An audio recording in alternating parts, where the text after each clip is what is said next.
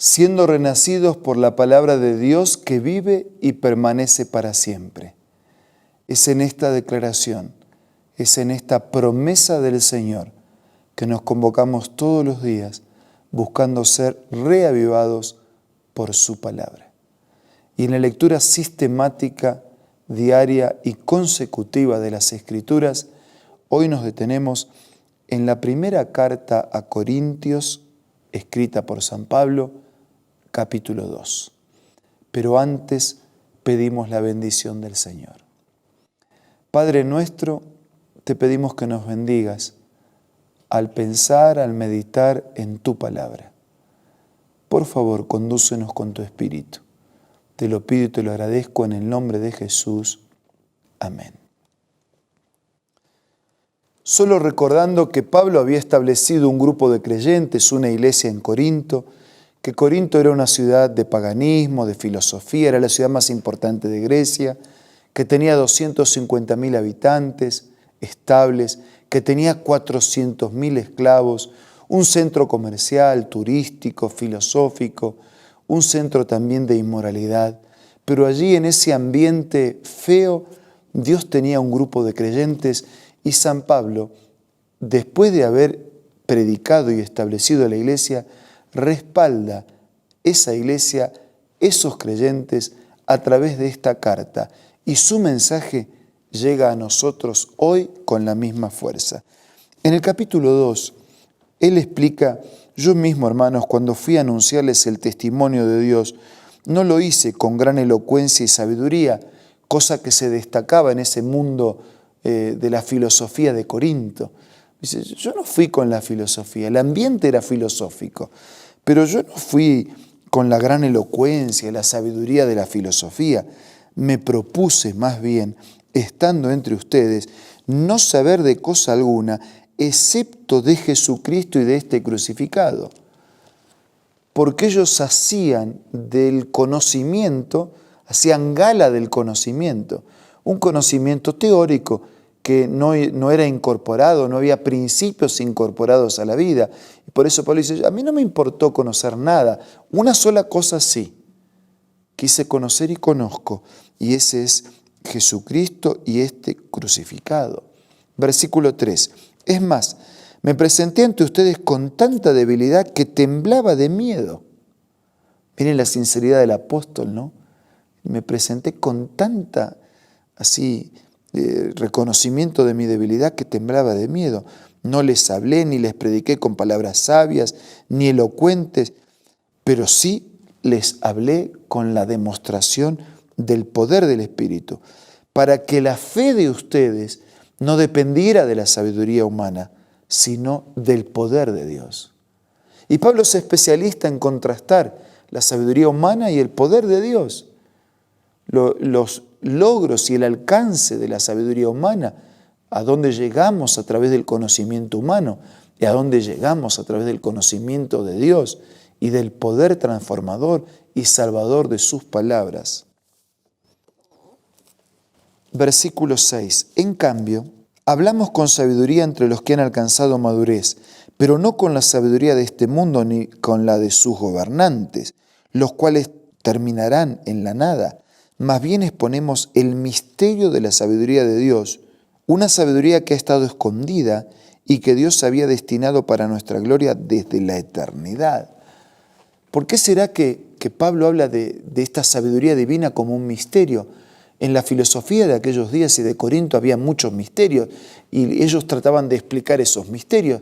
Entonces Pablo dice, si hay misterios, hay un misterio que está por encima de todos los misterios, porque estaba escondido desde la eternidad, desde antes que fuésemos creados, desde antes que cayéramos en el pecado. Dios tenía provisto un plan para recuperar al hombre caído en su naturaleza pecaminosa. Sí, desde antes. Dios había destinado para nuestra gloria desde la eternidad ese misterio de la sabiduría de Dios, que deja de ser misterio cuando Dios lo cuenta, que deja de ser misterio cuando Dios lo revela, pero que sigue siendo misterio porque va más allá de lo que mi mente puede entender. ¿Cómo es que el Dios eterno y trascendente se encarna en la miseria humana para librarme de mis pecados y de la condenación de mis pecados que me lleva a la muerte. Es un misterio revelado que en parte entiendo, pero que en parte voy a seguir estudiando por toda la eternidad. Versículo 8. Ninguno de los gobernantes de este mundo la entendió, porque de haberla entendido no habrían crucificado al Señor de la gloria. Sin embargo, como está escrito, ningún ojo ha visto, ningún oído ha escuchado, ninguna mente ha concebido lo que Dios ha preparado para quienes lo aman. Si lo que Dios tiene está más allá de lo que yo puedo imaginar, y eso que en la imaginación vamos lejos. No lo hemos visto, no lo hemos escuchado, no lo hemos imaginado. Lo que Dios tiene va más allá de lo mejor que yo puedo imaginar. Versículo 10. Ahora bien, Dios nos ha revelado esto por medio de su Espíritu, porque el Espíritu lo examina todo hasta las profundidades de Dios. El Espíritu es el que inspiró las Escrituras y lo ha mostrado a través de la Escritura, pero el Espíritu es el que trabaja en nuestros corazones para llevarnos al arrepentimiento. Así que es a través del Espíritu que Dios nos muestra este misterio. En efecto, ¿quién conoce los pensamientos del ser humano sino su propio Espíritu que está en él? Asimismo, nadie conoce los pensamientos de Dios sino el Espíritu de Dios. Así que como nosotros mismos conocemos nuestros pensamientos, el Espíritu de Dios conoce el pensamiento de Dios y Él es el que transmite el pensamiento de Dios. Versículo 12. Nosotros no hemos recibido el Espíritu del mundo, sino el Espíritu que procede de Dios para que entendamos lo que por su gracia Él nos ha concedido. Esto es precisamente de lo que hablamos, no con las palabras que enseña la sabiduría humana, sino con las que enseña el Espíritu, de modo que expresamos verdades espirituales en términos espirituales. El que no tiene el Espíritu no acepta lo que procede del Espíritu de Dios, porque para él es locura. No puede entenderlo porque hay que discernirlo espiritualmente. En cambio, el que es espiritual lo juzga todo, aunque él mismo no está sujeto al juicio de nadie, porque ¿quién ha conocido, versículo 16, la mente del Señor para que pueda instruirlo? Nosotros, por nuestra parte, tenemos la mente de Cristo. Y San Pablo dice, no es con la filosofía, no es con la elocuencia, no es con la sabiduría humana, no es con el mero conocimiento por el simple conocimiento, es por la sabiduría de Dios, es por un misterio de la grandeza de Dios, es por el poder de su palabra, es por el impacto de su presencia, es por la riqueza de su gracia, es por la seguridad de sus promesas, es por la esperanza de una gloria y de una eternidad. Sí, es por Él. Es por Él que nosotros tenemos este espacio diario buscando ser reavivados por su palabra. Es por Él que en oración clamamos por sus promesas cumplirse en nuestra vida. Es por Él que aliviamos nuestro dolor en medio de las luchas y de las pruebas, y es por Él que soñamos con una vida para siempre. Sí, es por Jesucristo nuestro Señor. Es por la obra del Espíritu Santo. Es por el poder de sus promesas que podemos vivir hoy con esperanza de eternidad. Tal vez yo esté hablando en este momento para alguien que siente que la vida lo ha golpeado mucho. Tal vez esté hablando para alguien que siente que ya ha ido muy lejos en darle la espalda a Dios. Pero nunca es tarde para volver y nunca es tarde para encontrarse. Nunca es tarde para reencontrarse y empezar de nuevo.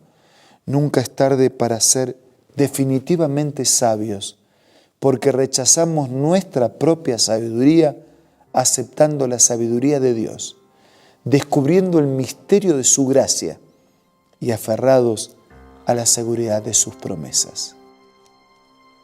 Pregunto, ¿no quisiera usted hacer esto ahora?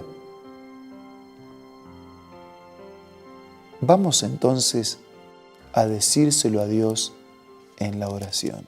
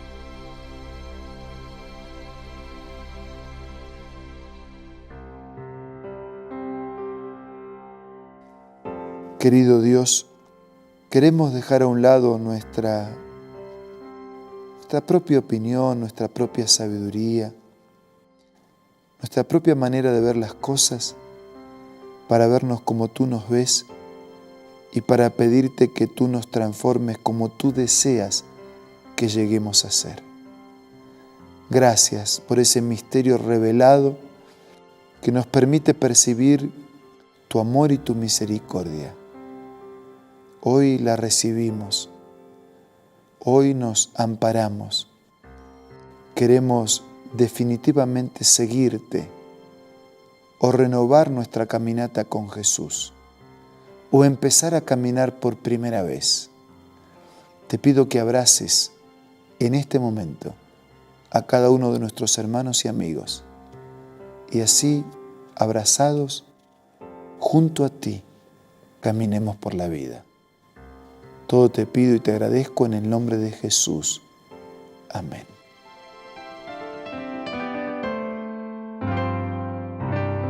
La Biblia, la palabra de Dios, es una carta donde nuestro Creador expresa su amor hacia la humanidad. Es una recopilación de textos que en un principio eran documentos separados, escritos por varias personas, todas ellas inspiradas por Dios. Primero en hebreo, arameo y griego durante un periodo muy dilatado y después reunidos para formar la Biblia cristiana. Está dividida en dos grandes secciones, el Antiguo Testamento con 39 libros y el Nuevo Testamento con 27. En la Biblia se desarrolla la historia de la salvación de Dios al hombre. En toda ella hay una línea conectora que une todo, Jesucristo. Es el personaje principal de la Biblia y el cual trae la revelación definitiva de Dios. Es considerada también el manual de nuestro fabricante. Es vital tener este ejemplar en casa y descubrir su valioso mensaje. Busca también en tu App Store o Play Store y encontrarás varias opciones. No olvides descargar también el aplicativo Reavivados por su palabra y sigue la secuencia de su lectura. La Biblia es la palabra de Dios. Muchas gracias por su compañía. Nos reencontramos mañana para seguir siendo reavivados por la palabra del Señor.